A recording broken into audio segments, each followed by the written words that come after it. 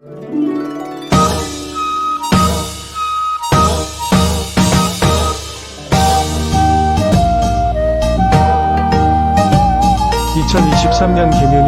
개묘년 시작을 더국원 운수학원 역사특강으로 전범위 한국사를 통해 내신과 한능검 시험까지 2마리의 토끼를 다 잡으세요. 유역비 8강으로 같이 한번 나가보도록 하겠습니다. 여러분들 8강은요, 제 소제목이 뭐예요? 임진왜란이죠. 임진왜란. 지난 시간에도 이야기를 했지만 우리가 조선의 500년 역사의 가운데 기점을 나누는 게 뭐라 그랬어요? 임진왜란이라고 했습니다. 임진왜란은 1592년에 발발했었던 전쟁이었습니다. 그래서 조선 건국 1392년으로부터 약 200년 후인데요. 들어오세요.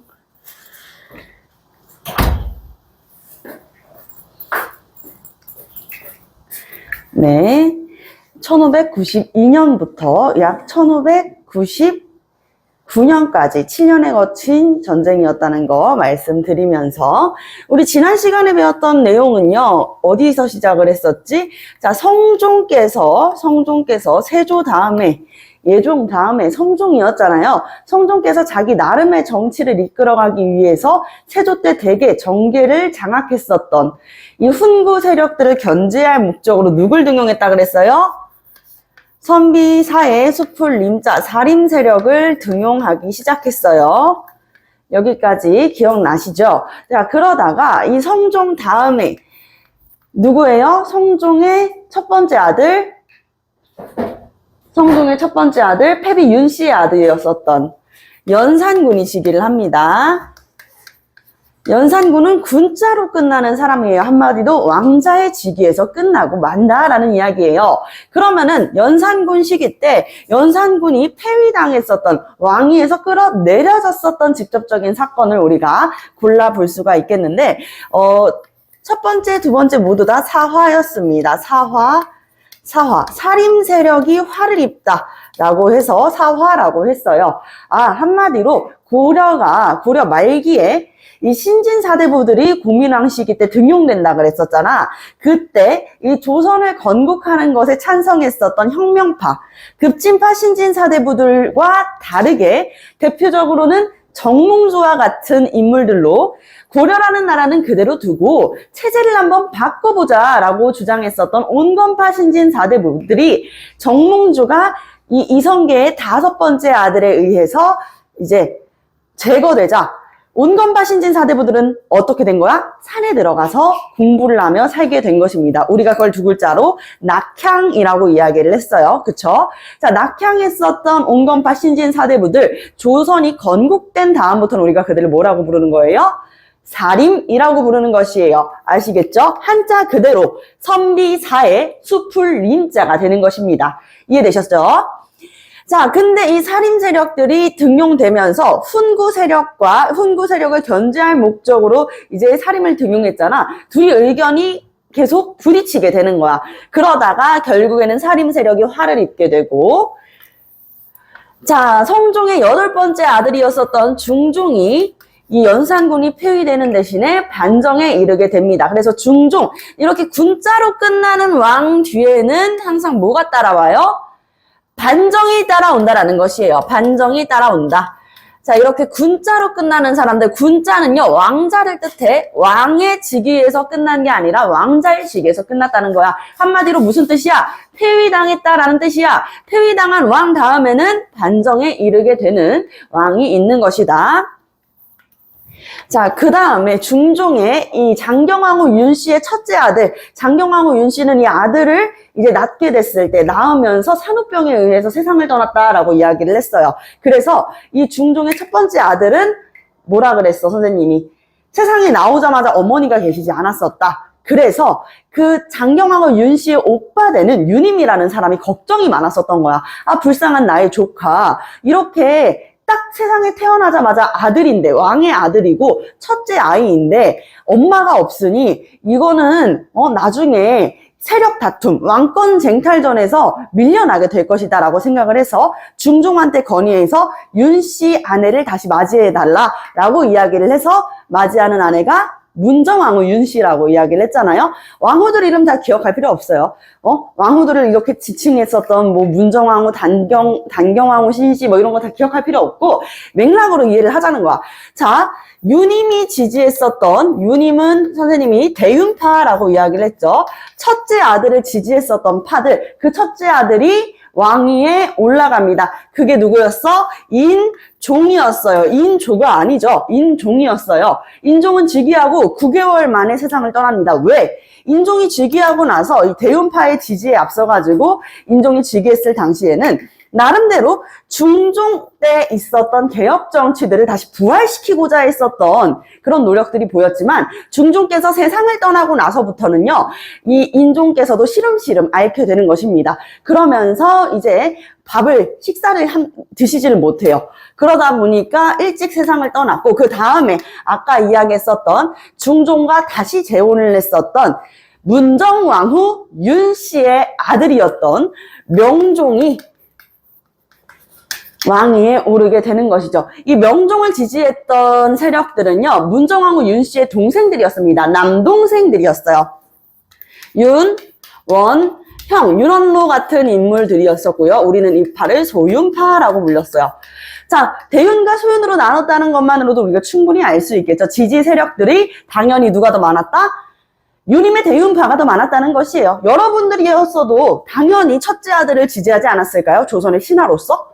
그죠? 조선의 신하이잖아요. 그러면 당연히 명분이 확실한 인종을 왕위에 앉히려고 그랬지, 그저 어머니가 살아있다는 이유로 이제 막 태어난 명종을 왕위에 앉히려고는 하지 않았었겠죠. 그래서 대체적인 살림 세력들은 누구를 지지해요? 대윤파의 유님과 인종을 지지했었던 것입니다. 자, 그러면서 중종 때도 이제 세 번째의 사화가 발생하게 되고, 그리고 명종 때는 이 대윤 세력들을 축출해내면서 유님을 비롯한 대윤 세력들과 그리고 인종을 지지했었던 사림 세력들이 같이 화를 입습니다. 그것이 바로 명종 때 일어난 땡땡 사화였어요. 이 사화의 순서는요, 시험 문제 1타라고 말씀을 드렸었습니다. 그죠? 그래서 우리 지난 시간 다시 한번 복습을 해볼게요. 제일 먼저 일어난 것은요, 김종직 사림 세력의 이 사림 세력에 김종직이라고 하는 인물이 남겼었던 조의제 문에 의해 가지고 발발되었어요. 마치 그 조의제 문의 내용이 어린 초나라의 왕, 한마디로 의제를 죽이고 실권을 장악했었던 항우, 이것을 보니까 마치 어린 단종을 죽이고 왕위를 차지했었던 누구와 비슷하다고 생각을 한 거예요? 세조와 비슷하다고 생각을 한 것이죠. 그래서 조의제문은 말이 조문인 것이지 이거는 세조를 힐난하는 것과 다름없다라고 생각을 했었던 거야. 그러면서 발생했었던 거, 자, 김종직을 포함한 김종직의 제자들과 살림 세력들을 대거 제거했던 사건, 바로 무오사화였습니다. 자, 그리고 두 번째는요, 연산군의 어머니가 누구라 그랬어요? 자, 성종한테는 정비가 있고 첫째 부인, 둘째 부인이 있다 그랬었어. 첫째 부인이 누구라고? 패비 윤씨라 그랬죠. 패비라는 건 무슨 뜻이야? 왕비 자리에서 폐위당했다는 얘기야. 근데 그 자신의 어머니였던 패비 윤씨를 폐위시키는데 찬성했었던 놈들 싹 나와 라고 하면서 사림 세력과 훈구 세력들이 같이 이제 화를 입었던 사건이 바로 갑자사화가 되는 것입니다. 자, 갑자사화가 발생했었고요. 자, 그래서 이 갑자사화 때는 무오사화는 사림 세력이 중심적으로 제거가 됐다 그랬잖아. 근데 갑자는 훈구도 제거가 되고 플러스, 그래서 이 과정에서는 선생님이 이야기했었죠. 세조를 왕위에 옹립시키는데, 왕위에 올리는데 크게 기여했었던 외척관계 환명회라는 인물이 있었는데, 환명회가 죽고 나서도 이 갑자사화에서 무덤이 파헤쳐져가지고 목이 잘리게 되는 부관참시라는 형에 처하게 된다라고 이야기를 했습니다. 자, 사림과 훈구가 같이 화를 입게 된 거야. 그러니까 사림이 정말 왕이 미쳤구나, 이 사람은 정말 알 수 없는 사람이구나 해가지고 연산군이 폐위되게 되는 기반이 된다고도 이야기를 했어요. 자, 중종입니다. 중종은요, 성종의 누구야? 아들인 거야. 성종의 아들, 둘째 부인의 아들이었습니다. 그러니 즉슨 원래는 연산군이 왕위에 올랐으면요, 연산군의 아들이 왕위에 올라야 되는데 중종 같은 경우에는 연산군이 폐위당했기 때문에 성종의 아들이지만 왕이 올랐잖아요. 그죠? 그래서 이 중종을 왕위에 앉히려고 으쌰으쌰 있었던 반정에 이르게 하기 위해서 기반을 다졌었던 중종 반정에 가장 큰 공훈을 쌓은 신하들이 누구라 그랬어? 공훈을 쌓았던 신하들이 훈구 세력이라고 그랬었죠. 훈구 세력들이 이 중종 반정을 주도했었습니다. 자, 이 당시에 중종도 나름의 정치를 펼치려고 했을 때 등용되었었던 개혁 정치가가 있습니다.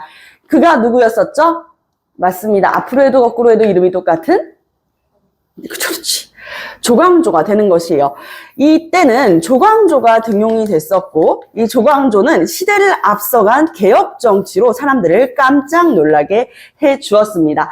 선생님은 여기에다 플러스를 하나 더 써주면 좋다 그랬었죠. 조광조는요, 소학, 어린이 때부터 유교 공부를 시켜야 된다. 소학을 강조하면서 이제 중국의 여씨향약이라고 하는 여씨 집안 사람들이 모여서 살면서 향촌 사회에 지켜야 되는 향촌 자치 규약으로 써진 여씨향약이라는 것이 있었어요. 그래서 그 여씨향약을 중국에서부터 가지고 와서 번역해서 우리 조선에도 보급하게 된다. 그래서 플러스에다가는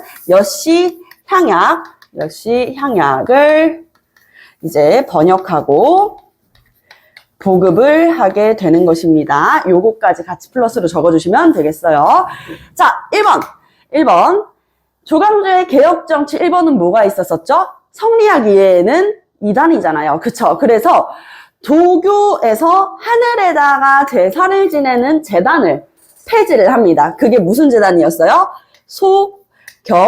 소격서라고 하는 제단을 폐지하게 되는 것입니다. 소격서를 폐지하고, 자, 두 번째는 지금 이 당시에는 훈구 세력의 입김이 굉장히 셌던 시기야. 그러다 보니까 무엇도 관직에 오르려면 무엇을 봐야 됐었지? 그렇죠. 과거 시험을 봐야 됐었단 말이야. 근데 그 과거 시험이 엄청나게 문란해지게 되는 것이죠. 그래서 이 과거 시험이 문란해지니까 과거를 통해 가지고 계속 관직에 오르는 건 다 훈구 세력들이야. 그러다 보니까 이 조광조는 생각을 하게 되는 거야. 능력 있는 관리, 힘 있는 관리, 똑똑한 관리는요, 누가 뽑는다? 능력 있고 힘 있고 똑똑한 관리가 뽑는다라는 거야. 그래서 일종의 추천제가 되는 현량과를 실시해요. 현량과를 실시해서 관리를, 이 사람 정말 똑똑하고 박식하고 예의가 바른 사람입니다. 이 사람은요, 성리학적으로 자신을 갈고 닦는 사람이에요. 라고 하면서 추천해주는 관리 추천제가 되는 것이죠. 그럼 왕은요, 그 추천했던 사람이 누군지를 잘 모르잖아. 그래서 간단한 테스트, 간단한 시험을 본 다음에 이제 관직에 올려주는 그런 현량과라는 제도가 있었어요. 실제로 이 현량과를 통해가지고 사림 세력들이 정계에 진출하기도 했었습니다. 자, 세 번째는 무엇이냐면 이것 때문에 사실 조광조는 자신을 등용했었던 중종의 손에 의해서 버려지게 되는데 그게 무엇이냐? 바로 이 중종 반정에 공훈을 쌓았었던 이 훈구파들의 위조된 위훈을 삭제하게 됩니다. 위훈 삭제. 야, 너네들 너무 중종한테 자꾸 뭘 달라 이야기하는 거 아니니? 너네 그거 진짜 너네들이 한 공훈이 맞아? 확실해? 중종 반정 때 너네들이 그렇게까지 도와줬어? 아닌 것 같은데? 위조된 것 같은데? 안 돼, 삭제. 너 지난번에 받아간 것 같은데? 응, 안 돼, 삭제. 그러니까 훈구파들이 이제 대거 들고 일어나게 되는 일이 일어나게 되는 것이죠. 그래서 중종도 무서웠어요. 조광조가 너무 이제 급진적으로 개혁 정치를 펼쳐 나가다 보니까 정말 뭐지? 라는 생각이 들었었나 봐. 그래서 결국에는 자신의 손으로 등용했었던 조광조를 결국에는 유배를 보내버리고 사형을 내리게 하는 기묘사화가 일어나게 되는 것입니다. 그래서 우리가 이것을 조광조의 기묘사화로 이렇게 외웠었죠. 네, 그리고 나서 중종의 첫째 아들이었었던 장경왕후 윤씨의 아들 인종이 왕위에 오르게 되고요. 그 다음에는요, 명종이 왕위에 오르게 되었었습니다. 문정왕후 윤씨의 아들이었었던, 이제 30 중엽중에 이제 아들이 생겼는데, 그동안은 딸만 낳아가지고 아들을 포기하고 있었던 문정왕후가 아들이 생기니 얼마나 좋았겠습니까? 자, 명종 때는요, 대윤과 소윤, 한마디로 외척 세력들이 계속 부딪히게 되면서 이 소윤 세력이 대윤을 축출하는 을사사화가 일어나게 된다. 일사사화. 그래서 이렇게 사화는 무오갑자, 기묘을사 네 가지의 사화를 기억해 주시면 돼요. 자, 임진왜란이잖아요. 임진왜란. 우리가 지난 시간에 쭉쭉쭉쭉 살림에 대해서 배우다가 결국에는 선조. 자, 보세요. 결국에는 우리가 무엇을 알게 됐어? 선조 때부터는 누가 이제 정계에 진출하는 게 된다? 누가 집권하게 된다? 살림이. 결국에는 이 살림 세력이 여러 차례의 사화를 잇고 그 세력이 많이 줄기는 했으나 조선은요, 철학자의 나라이죠. 오랜 시간 동안 향촌 사회에서 갈고 닦고 이 서원과 그리고 향약을 통해 가지고 기반을 탄탄하게 다져왔었던 살림 세력은 결국 이 정계에서 집권을 하게 되는 것입니다. 자, 근데 선조 때 살림 세력이 두 파로 나뉜다라고 이야기를 했어요. 두 파로 나뉜다. 이쪽이 왼쪽이 서쪽이니까 서인과 동인으로 나눠지게 되는 것이에요. 자, 서인과 동인으로 나눠지게 된다. 서인은요, 성훈과 율곡, 이이. 저기 강원도 강릉 오죽헌에서 태어났었던 율곡 이이 선생님, 요런 분들이 황해도 일대, 황해도 지금의 경기도 일대에서 활동했었던 서인 세력이었었고, 그리고 태계 이황과 남명 조식의 학문을 계승했었던 영남학파들이 이제 대체적으로는 무오사와의 김종직도 영남학파였습니다.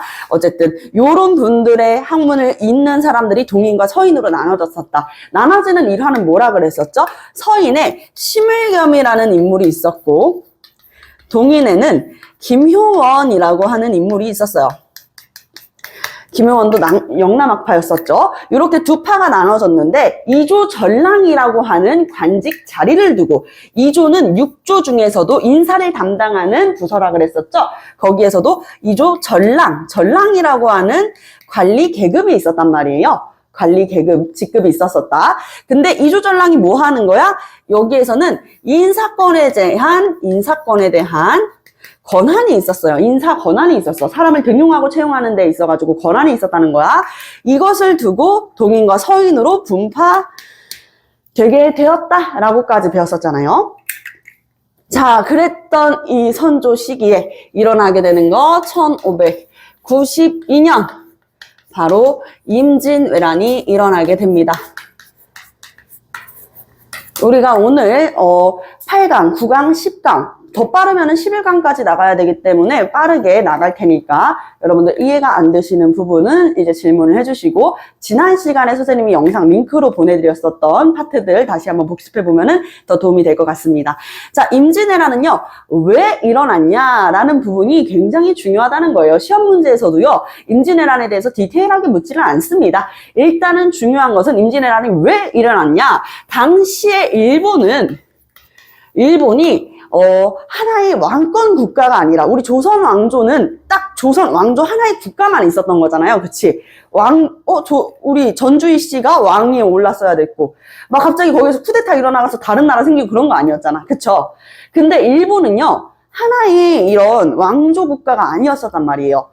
지방 영주들이 성을 쌓고 그 성에서 이제 자신이 영주라고 부르면서 지방 영주들끼리 세력 다툼이 심했었던 시기야. 그들은 그들 스스로 영주라는 표현을 다이묘라고 불렀습니다. 이게 바로 일본의 전국시대였어요. 전국! 노래자랑하는 그 전국이 아니라요. 정말 지방 곳곳이라는 뜻이 아니라 전쟁을 하던 나라 국가의 상황을 전국이라고 이야기를 합니다. 자, 전국시대의 일본은 굉장히 혼란했었고 지방 영주, 즉 다이묘들의 권한이 굉장히 강했었고 다이묘들의 실권이 강했었던 시기였단 말이에요. 이 전국 시기를 통일했었던 인물이 누구였었냐면요, 거의 다 통일했었던 인물은 오다 노부나가라고 하는 인물이 있었어요. 근데 이 오다 노부나가가 나중에서는 이제 암살을 당하게 되면서 이 오다 노부나가의 밑에서 이제 힘을 감추고 있었던 도요토미 히데요시라는 사람이 전국을 통일하게 됩니다. 자, 그럼 적어봐야겠죠? 도요토미 히데요시. 도요토미 히데요시라는 인물이 전국을 통일하게 된다.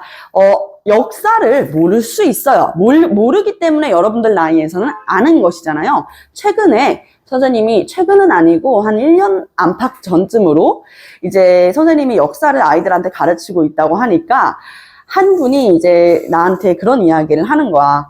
그 임진왜란 이야기 같은 거 막 하면서 임진왜란은 누구 때문에 일어났냐 했는데 이토 히로부미 때문에 임진왜란이 일어난 거 아니냐라고 말씀하실 때 살짝 약간 싶더라고. 여러분들 나이 때는 모를 수 있어요. 모르기 때문에 알아가는 거 아니겠어요? 그쵸? 하지만 계속 모르는 것은 우리가 이제 어른이 되고 나이가 30, 40이 돼서까지도 모르는 것은 그거는 조금 아니라고 생각을 합니다. 오늘부터 알아가 봅시다. 자, 도요토미 히데요시가 전국을 통일하게 됐는데 지방 영주들의 반발이 굉장히 심합니다. 야, 오다 노부나가도 아니고 도요토미 히데요시 나니고래 당신 뭔데? 이렇게 나오는 거야. 너 누구야? 도요토미? 들어본 적도 없는 놈이야. 넌 뭔데? 이렇게 되니까 지방 영주들의 이 분노를 다른 곳으로 돌리기 위해서 찾은 곳이 바로 어디였을까요? 조선이었을까요? 아닙니다. 명나라였습니다. 엄청나게 광활한 영토를 가지고 있었던 명나라를 보면서 자, 잘 들어. 우린 섬나라잖아. 우린 이제부터 대륙으로 갈 거야. 명나라를 치러 간다. 라고 하면서 이 내부 안에서 있는 도요토미를 향한 분노를 명나라로 딱 지정을 한 것이죠. 우리는 이 분노를 가지고 명나라를 치러 가겠다 해서 지금 당장에 이 분파되어 있는 시선을 명나라로 딱 고정을 시키는 것입니다. 그래서 명나라를 정벌하러 갈 거래요. 그래서 정벌한다. 어디를? 명나라를.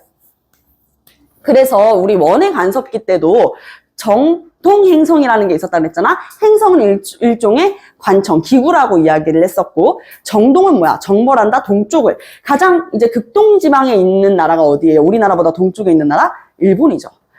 마찬가지로 정벌한다는 거야. 명나라를.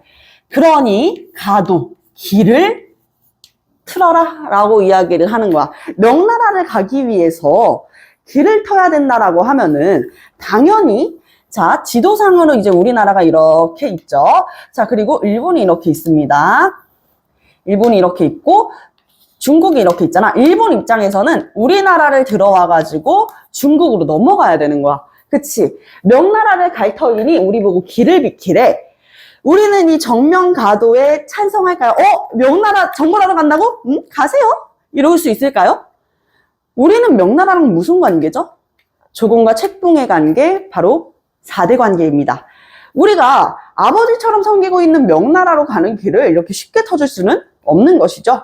자, 일본은 이렇게 밀고 들어와요. 그래서 이제 부산진으로 쳐 들어오게 되는 것입니다. 부산진으로 가장 먼저 쳐 들어오게 되는 것이다. 자, 그래서 처음에는요, 초기에는 우리가 계속 패전을 했어요. 초기에는 우리가 계속 패전을 했다. 자, 부산진으로 먼저 들어갔었고, 그리고 동래성 전투에서도 패전을 했습니다. 일본군들이 이제 자신의 이제 배를 끌고 쳐들어왔을 때, 요거는 이제 선생님이 항상 수업할 때 짧게나마 이야기를 하는 부분 중에 하나예요. 일본이 이 임진왜란이 다 끝나고 나서 우리 조선과의 외교를 다시 정상화시키기 위해서 우리나라에 이 사절단을 파견했었단 말이야. 그래서 우리가 이제 일본까지 가는 사절단들을 이제 파견을 했었는데, 그때 이제 일본에서 이야기를 하길, 우리가 임진왜란 전투에서 이순신 장군을 제외하고 가장 기억에 남는 장군이 있었는데, 그가 바로 이 부산진의 정발이라는 장군이 참 인상 깊었다라고 이야기를 하는 거야. 자, 일본은 전국시대 당시에 지방의 영주, 다이묘들의 힘이 셌다 그랬죠. 그럼 다이묘를 위해서, 그 성을 지키기 위해서 싸우는 전투가 일방적이었단 말이야. 자, 그러면 일본을 한번 떠올려봐. 성을 함락시키기 위해서, 영주를 죽이기 위해서 전투를 한다 그러면, 예를 들어서 싸우고 있다가 영주가 죽었어. 그럼 그 성에 있던 사람들은 다 어떻게 했을까? 계속 싸워요? 항복을 했겠죠? 할복을 하거나 항복을 했겠죠? 그쵸?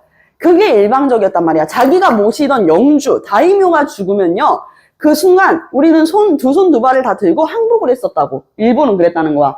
근데 조선이란 나라는 이미 이 부산진 전투는 진 거나 다름이 없는데도 끝까지 끝까지 이를 악물고 동래성 전투가 누가 봐도 졌는데도 불구하고 끝까지 싸우는 모습을 보여주는 거야. 그때 굉장히 감명받았다고 해요. 자, 그런 것들을 볼 수가 있습니다. 자, 그리고 상주에서는 이일 장군이, 그리고 탄금대 전투에서도, 충주 탄금대 전투에서도 우리가 패배를 하게 되었습니다. 탄금대는 충주에 있습니다.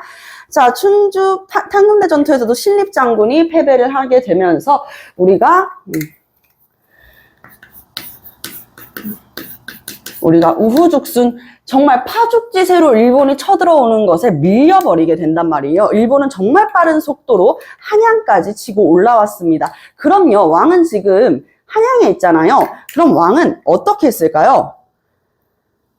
왕은 어떻게 해야 됐어? 여러분들이 왕이면 지금 일본이 정말 빠른 속도로 한양까지 쳐들어 올라오고 있어. 그럼 어떻게 해야 되겠어? 도망을 가야겠죠. 그래서 선조가 피난을 가는 것이에요. 선조가 우리 지난 고려 말 때 이성계가 위화도해군에 있었다고 배웠죠. 그 위화도보다 조금 더 아래에 있는 여기에 있는 지방이에요. 완전 평안도 북서쪽 끝에 있는 지방이거든요. 조금만 더 하면 어디로 넘어갈 수 있는 거야? 명나라로 넘어갈 수 있는 이 국경지대 쪽에 의주라는 곳이 있습니다. 의주로 피난을 가게 되는 것이죠. 선조가 의주로 피난을 가게 된다. 왜? 지금 당장은 피난을 가지 않고 견딜 수 있는 방법이 없었으니까요. 자, 그래서 선조가 의주로 피난을 가고 나서 정말 빠른 속도로 한양이 이제 함락당하고, 그 다음에는 한양보다 더 위쪽에 있는 데가 어디였어요? 평양이잖아. 그치? 그 평양성도 함락됩니다. 평양성도 이제 함락되고 만다. 이렇게 볼 수가 있죠. 자, 평양성도 함락이 되고, 한양도, 이제 한성도 함락이 되고, 정말 이제 정신이 없는 상황에서 우리는 이제 활약을 하게 되는 것이죠. 누가? 여러분들이 알고 있는 그 장군님이요. 이순신 장군님입니다. 수군과 그리고 나라의 군인이 아닌 농민들이었었던 의병들도 활동을 하게 되는 시기예요. 그래서 이 시기를 수군과 의병이 활약했었던 시기라고 볼 수가 있습니다. 수군과 의병이 활약했었던 시기입니다. 자, 이순신 장군님의 수군 활약을 선생님이 4글자로 줄여볼게요. 옥사당, 요렇게 줄여볼 수가 있어요. 옥사당한. 자, 앞글자만 따와가지고 옥사당한이라고 줄여봤는데요. 이순신 장군님이 땅! 등장하게 되는 해전, 바로 옥포해전입니다. 옥포해전. 그리고 여기는 사천. 또는 사천포라고도 얘기를 하는데, 사천해전에서도 여러분들이 알고 있는 그것, 바로 거북선이 처음 쓰이게 됐었던 전투이기도 합니다. 자, 그리고 나서 이제 당항포에서 해전을 하게 되고요. 우리가 이제 전라자수사였었던 이순신 장군과 그리고 전라우수사였었던 이혁기 장군이 힘을 맞잡고, 이 힘을 이제 같이 합쳐가지고 대승을 거두게 되는 전투, 우리나라의 대표적인 3대 전투 안에 해당이 되죠. 바로 한산도 대첩입니다. 한산도 대첩에서도 우리가 대승을 거두게 된다. 요 4가지는 다 이제 이순신 장군님의 활약이 있었었던 전투들이었고요. 네, 이순신 장군님이 활약이 있었던 전투들이었었고요. 이뿐만 아니라 이 김시민이라는 인물의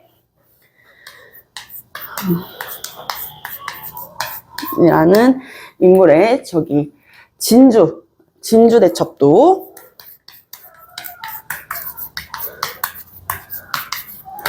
승리로 끝이 나게 되는 것이죠. 여기까지로 마치 한번 정리를 해보도록 할게요. 자, 우리가 계속 이제 여러 차례 승리를 거뒀었는데, 당시 이제 또 김시민의 진주대첩은요, 김시민 장군님이 전사하는 전투이기도 해요. 하지만 이 임진왜란의 대표적인 3대 대첩 안에 뽑습니다. 임진왜란 3대 대첩은요, 한산도 대첩, 그리고 진주 대첩, 김시민의 진주 대첩, 그리고 또 하나는 여러분들이 알고 있는 권율의